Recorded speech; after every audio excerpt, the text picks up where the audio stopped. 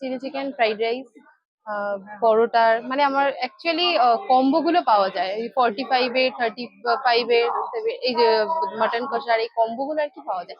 এই হচ্ছে দিদি চিলি চিকেন। ভিডিও দেখে এসেছিল। খাবারটা কেমন লাগছে? খাচ্ছো তো? ভালো ভালো। আচ্ছা, আবার আসার ইচ্ছা আছে তো নাকি? হ্যাঁ, তো অবশ্যই তো আছি। আচ্ছা ঠিক আছে। ওর ব্লাড ক্যান্সার আক্রান্ত ছিল। মানে মেয়ে এখন নেই? না ওর নামেই দোকানটায় ঋদ্ধিমা ফুড পয়েন্ট অ্যান্ড হ্যাঁ ওই যে ক্যাটারিং সার্ভিস। আজকে আমি চলে এসেছি সোদপুর স্টেশন 1 নম্বর প্ল্যাটফর্ম, যেখানে পাওয়া যাচ্ছে মাত্র 2 পিস চিকেন কষা আর ফ্রাইড রাইস দিয়ে মাত্র 45 টাকা দাম, আর ফ্রাইড রাইসের সাথে মাটন কষা, তাও 2 পিস মাটন কষা দিয়ে মাত্র 70 টাকা দাম। চলো তাহলে আজকে সেই দোকানেই যাই আর ডিটেলসটা তোমাদের জানাচ্ছি, চলো। এই দেখো এখানে কিন্তু বোর্ডে সব কিছু লেখা রয়েছে দাম। Fried rice chilli chicken 3 piece মাত্র 45 টাকা দাম, আর fried rice chilli chicken 2 piece মাত্র 35 টাকা দাম, আর এইদিকে রয়েছে ফ্রাইড রাইস মাটন কষা 2 পিস মাত্র 70 টাকা দাম। বুঝতে পারছো এরকম কোনোদিন পেয়েছো এত কম দামে? চলো তাহলে আজকে সেই দিদির সাথে কথা বলি, পুরো ডিটেলসটা তোমাদের জানাই। তো দিদি কি খবর, কেমন চলছে? চলছে মোটামুটি। আচ্ছা তোমার দোকানের নামটা বলো। Riddhima food point. তোমার দোকানটা কতদিন হয়েছে? আমার দোকানটা 20-22 দিন হবে। 20-22 দিন হচ্ছে। রেসপন্স কেমন? মোটামুটি ঠিক আছে। আচ্ছা তোমার দোকানে কি কি পাওয়া যায় একটু সেটা দেখো।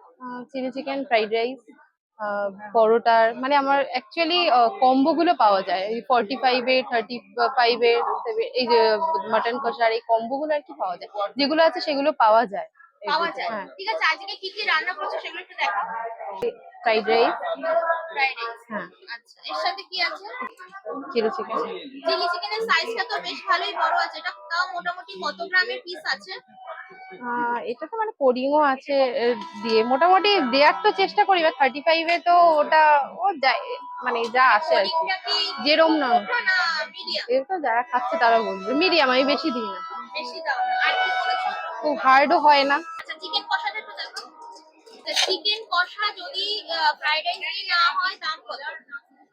2 পিস ফ্রাইড রাইস দিয়ে যদি নেয় তাহলে 60 টাকা। 2 পিস 60 টাকা। আচ্ছা আর ফ্রাইড এই রাইস পাশে কি দিয়ে আছে? নেবে এটা এক কষা আছে। এক কষার দাম কত ফ্রাইড রাইস দিয়ে?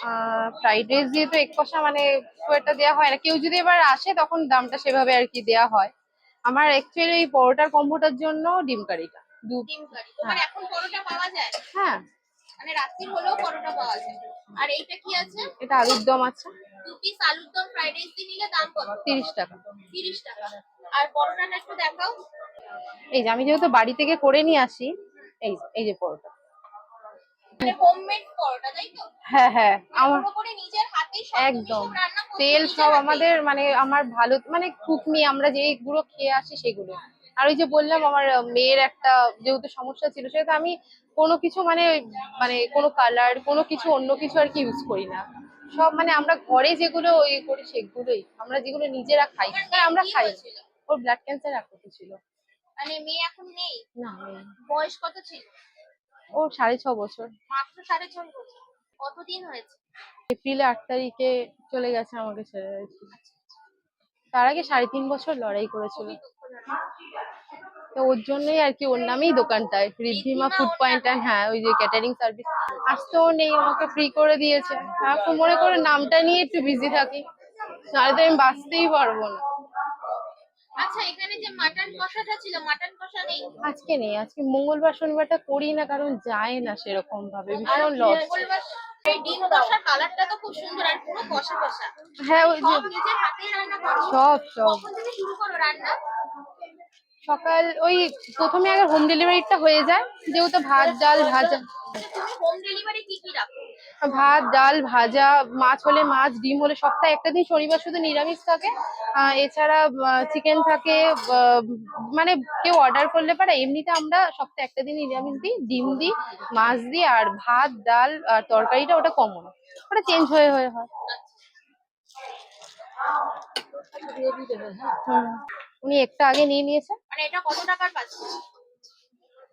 ওটা রাইসটা দিয়ে 40 বললো। কোয়ান্টিটি এইটাই থাকে? হ্যাঁ।